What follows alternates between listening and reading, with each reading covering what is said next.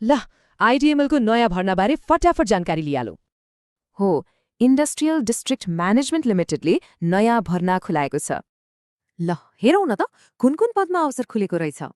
अधिकृत र सहायक दुवै तहका लागि आवेदन खुलेको हो। अब लागौं सबैभन्दा महत्त्वपूर्ण कुरातिर, मितिहरू। माघ 13 गतेभित्र आवेदन दिनुहोला, ढिलो भएमा 20 गतेसम्म मौका छ। तर याद राख्नुहोस्, पहिलो म्याद गुमाउँदा शुल्क पनि बढ्छ। हो, 13 गतेपछि आवेदन दिने हो भने दस्तुर ठ्याक्कै दोब्बर लाग्छ। यो कुरालाई अझै सजिलोसँग बुझ्न एउटा उदाहरण हेरौँ है त। सोच्नुस् न, समयमा अप्लाई गर्नु भनेको कन्सर्टको टिकट नर्मल रेटमा किन्नु जस्तै हो।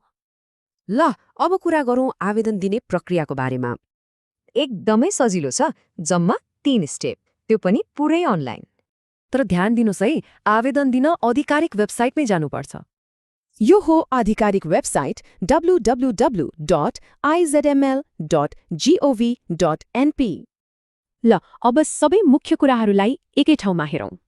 पदहरू अधिकृत र सहायक, अन्तिम मिति माघ 13, वेबसाइट स्क्रिनमा छ। त्यसो भए के यो नयाँ चुनौतीका लागि तयार हुनुहुन्छ? आवेदन दिने सबैलाई धेरै